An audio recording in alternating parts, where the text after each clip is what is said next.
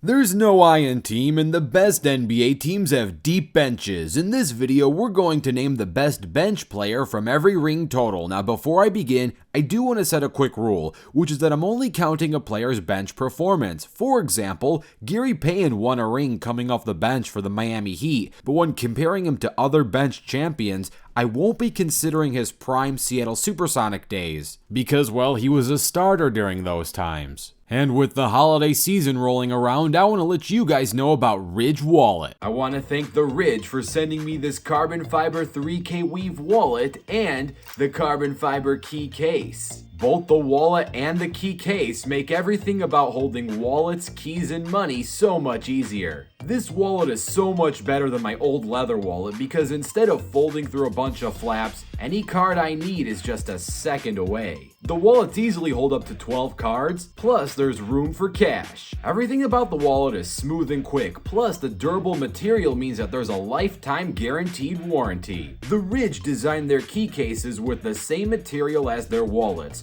creating a light, slim, durable case for your everyday essentials. Get the best offer with my unique link, that's ridge.com/rebound for up to 40% off now through December 22nd. That's ridge.com/rebound to save up to 40%. Thanks to Ridge for sponsoring this video.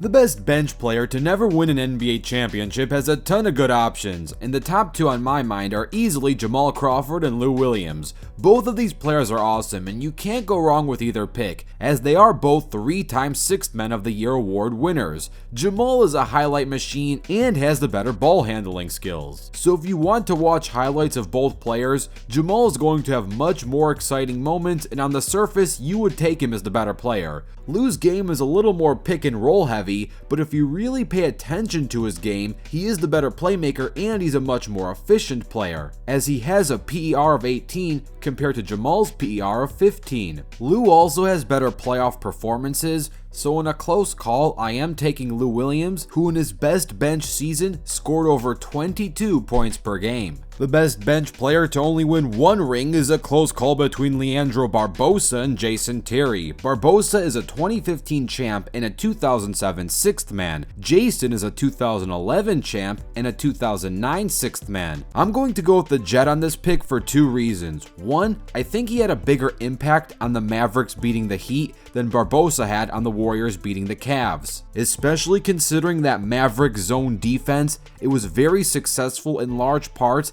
to Jason's ability to guard multiple positions. And the second reason is I think Jason is better at creating his own shot, and of course he is a better dunker. It's no reason why they call him the Jet. The best bench player to win 2 championships is a close call between Lamar Odom and Vinnie Johnson. Lamar won his rings playing for Kobe's Lakers and is a 2011 Sixth Man. Vinnie won his 2 rings playing with the Bad Boy Pistons, and while he doesn't have a Sixth Man of the Year award, I think he is one of the best bench players to never win this award. Choosing just one is going to be tough because they play completely different positions, so it's a little tough to compare. But also, in Lamar's best seasons, he was a starter, so don't quickly glance over his total stats and then consider him the better player. If you strictly compare their bench seasons, it does become a little more clear that the choice here is Vinnie Johnson. We also can't forget about Vinny's insane 15-point fourth quarter in the NBA Finals with his impressive game winner with 007 left on the clock. The best bench player with 3 rings is easily Kevin McHale, but Tony Kukoc is an honorable mention.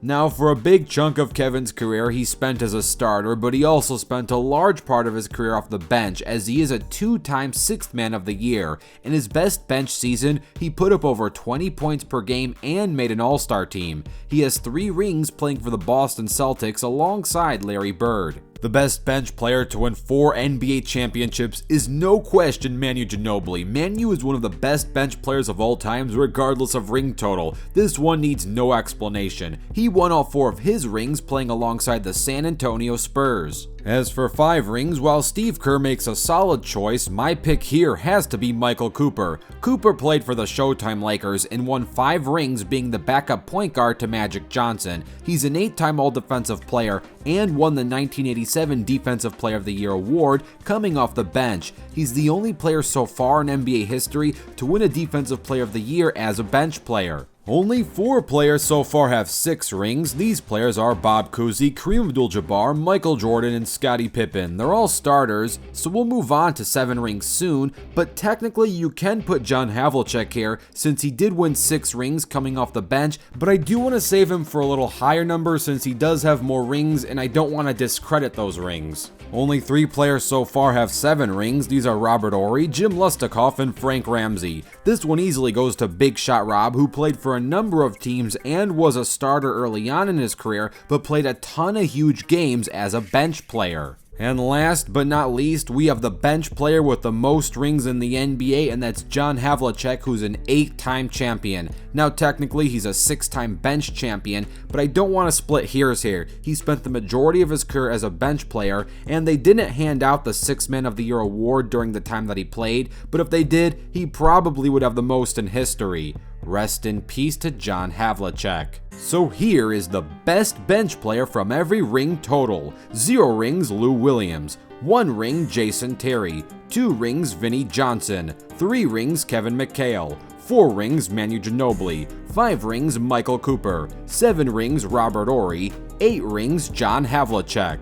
Let me know what you think of this list and what you want to see in the future. Don't forget to dunk on that like button and subscribe with notifications turned on. I'm Rebound Rewind, and I'll fast forward to you later.